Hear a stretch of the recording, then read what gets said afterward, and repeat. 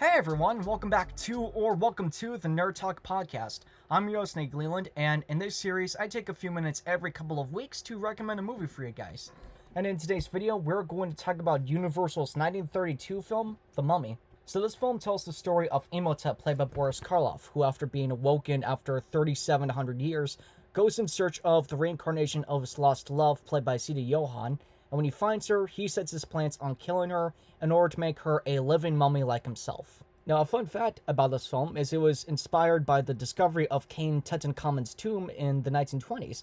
And like the rest of the Universal monsters, this movie helped to create the popular image of the mummy in the public's eye. And the credit for this greatly goes to the work of Jack Pierce and Boris Karloff, with Pierce being the head of Universal's makeup department for almost 20 years and was the man who was responsible for the makeup of the monsters, and Karloff having come off the success of Frankenstein and was now Universal's big horror star. And this movie is a great example of how he knew to make you fear his characters but also sympathize with him at the same time, because on one hand, under his alias Ardith Bay, he nails the mysterious side of the character and gets the obsession he's got for finding his lost love across very well.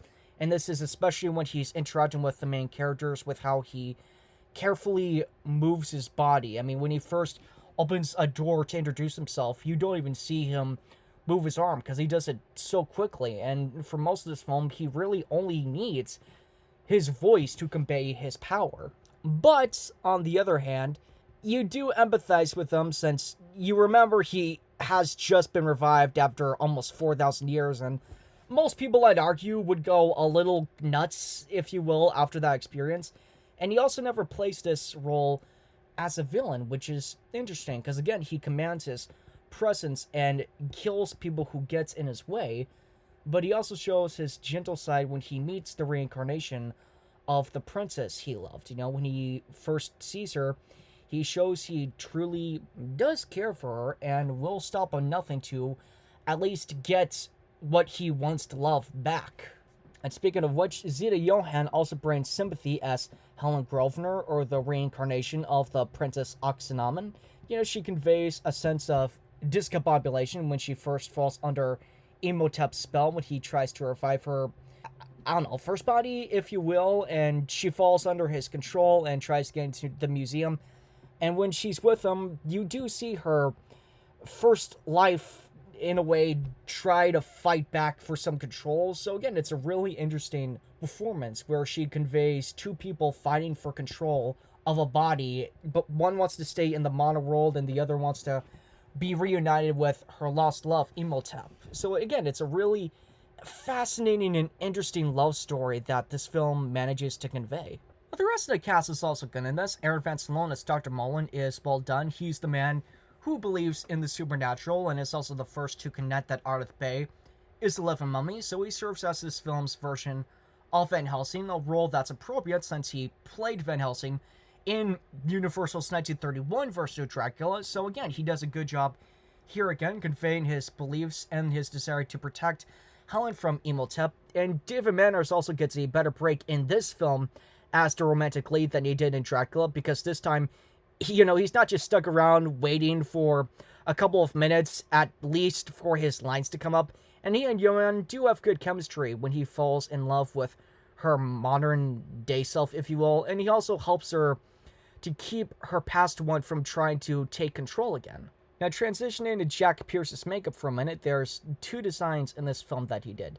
The first was the mummy makeup when he was first awoken at the start of the film, and the second was the makeup for Ardith Bay, with the wrinkles on his face after his bandages are taken off. And while the first one was only in the film a few minutes, it's a very well done makeup by him, and it's also a testament to Karloff's drive as an actor to deal with the long hours it took to get the makeup on. From what I understand, it took just as long, if not longer, to get that makeup on than it did for the Frankenstein makeup, actually. And it's also in one of the best scenes of this film, where the main characters unearth an ancient scroll from a casket that basically says, "Open me and you die." And when Mola tries to stop them from opening it, he and Dr. Wemple, the older gentleman, go outside to discuss it. And the younger guy gets too curious, understandably, and he brings Imhotep back to life. But it's this really suspenseful scene where it takes its time, establishing the exposition, because it's stuff the characters are learning as the scene's going on, so it's not forced upon you. And again, it's a scene that knows how to take its time, when he starts to translate it and Imhotep quietly comes back to life. His eyes briefly open up and he slowly starts to move his hand. And when the young guy realizes what's going on, he starts laughing maniacally. And when Rumble comes back, it's too late and the mummy's gone.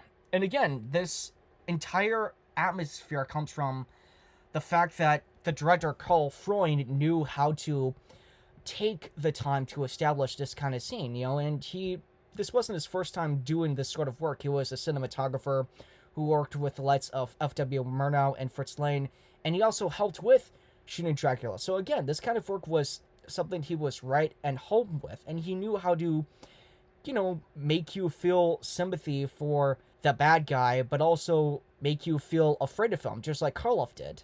So to summarize my thoughts, it's a very well done film in Universal's monster franchise. It's a prime example of Boris Karloff's skills as an actor, Jack Pierce's skills as a makeup artist, and Carl Freund's skills as a director and cinematographer. And again, if you are a fan of a movie that knows how to take its time and builds up the horror of the monster or the villain, this movie is going to be right up your alley. Now, that's all I have to say on Universal's The Mummy. Before I go, I want to thank you for listening to this episode of the Nerd Talk podcast. If you enjoyed it, please be sure to hit the thumbs up button and subscribe so you don't miss future episodes of it. And if you have seen this film, be sure to let me know your thoughts on it in the comments below, or just let me know your favorite Universal monster movie in general. And until next time, my name's Nick Leland. Thank you for listening to this episode, and I hope you have a great day.